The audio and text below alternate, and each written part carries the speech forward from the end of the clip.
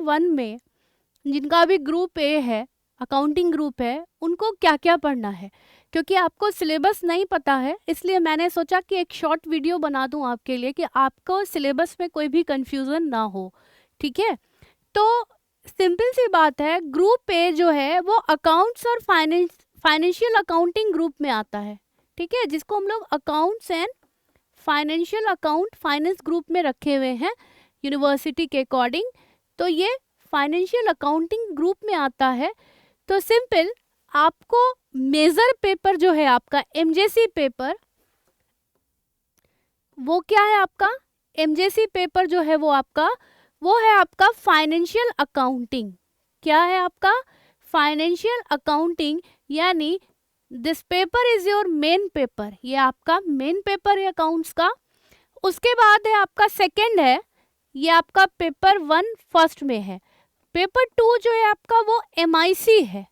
क्या है, MIC paper है। तो एमआईसी में आपके पास चॉइस है, आप एचआर भी ले सकते हो, एचआरएम भी ले सकते हो और मार्केटिंग भी ले सकते हो।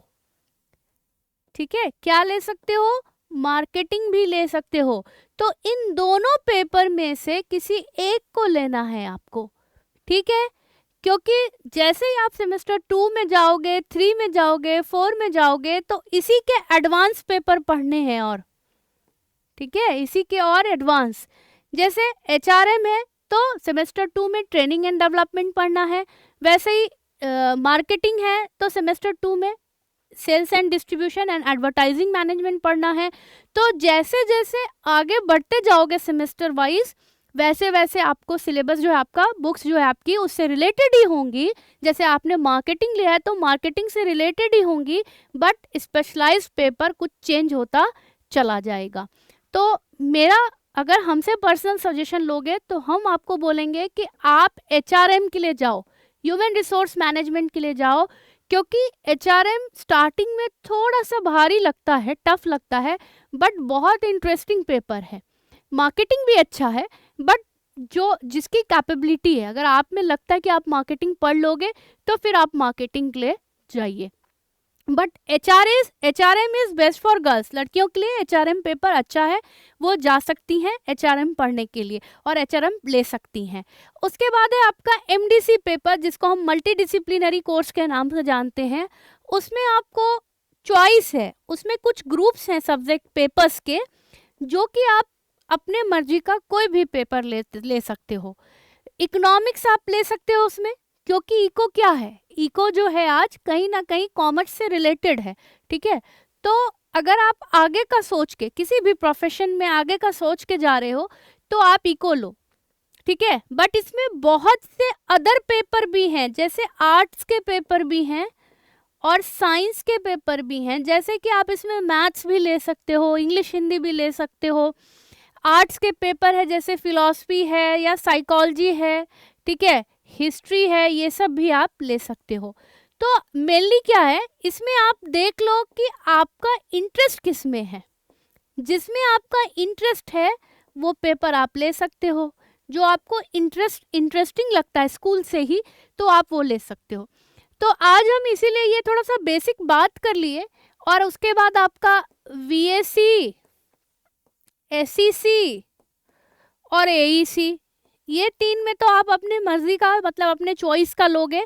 इसमें जैसे इंग्लिश हिंदी ले सकते हो। ठीक है, इसमें आपका क्या है, कम्युनिकेशन इन एवरीडे लाइफ है, इसमें योगा है, बहुत से ऑप्शंस हैं आपके पास, स्वच्छ भारत है, योगा है। तो आप अपने हिसाब से जो लेना हो ले सकते हो। लेकिन मेनली ये तो आपका मेजर पेपर है, तो इसमें कोई भी चेंजेस नहीं होने जा रहा। ये तो आपका मार्क्स के हिसाब से आपको यूनिवर्सिटी अलॉट करती है। जिनके अकाउंट्स में नंबर कम होंगे उनको एचआरएम का स्पेशलाइज्ड ग्रुप बी मिला होगा, और जिसके मार्क्स और कम होंगे उनको मार्केटिंग मिला होगा। तो ये मार्क्स वाला क्राइटेरिया तो यूनिवर्सिटी ने फिक्स किया हुआ है कि अकाउंट्स में 60 प्लस है तो ग्रुप ए है, 60 से बिलो है तो किसी को एचआरएम मिला हुआ है या मार्केटिंग मिला हुआ है। तो ये था हमारा बेसिक सिलेबस कि हमें ग्रुप ए में मेजर पेपर में फाइनेंशियल अकाउंटिंग पढ़ना है। एमआईसी में हमको चूज करना है कि हम एचआरएम लें या मार्केटिंग लें। तो लड़कियों को मैं स्पेशली कहूँगी या बॉयज़ भी, HRM इज़ गुड और इंटरेस्टिंग पेपर है, तो HRM पढ़िए। MDC में आप जो आपका इंटरेस्टिंग पेपर है, यानी जो आपका इंटरेस्टिंग साइड है, जैसे आपको आर्ट्स का कोई पेपर अच्छा लगता है, हिस्ट्री है, पॉलिटिकल साइंस है, साइकोलॉजी है या फिलॉसफी है, तो आप वो पढ़ सकते हैं। इकोनॉमिक्स है, ये भी आप ले सकते हैं। अगर आपको ये नहीं पसंद है तो आप मैथ्स के या साइंस के भी कुछ पेपर हैं उसमें, मतलब वो ऑप्शंस है, तो आप भर सकते हैं। इसीलिए आपको ये बता रही हूँ कि बच्चे बहुत ज़्यादा कंफ्यूज होते हैं कि हम क्या लें और क्या ना लें। तो ये तो आपको क्लियर होगा मेन, ये आपका अपना चॉइस है, VAC में, SEC में या AEC में आपको क्या लेना है और MDC में आपको क्या लेना है। तो इतना ही। अगर आपको सिलेबस को भी लेके कोई डाउट होगा तो आप पूछ सकते हो। Thank you and have a nice day. Bye bye.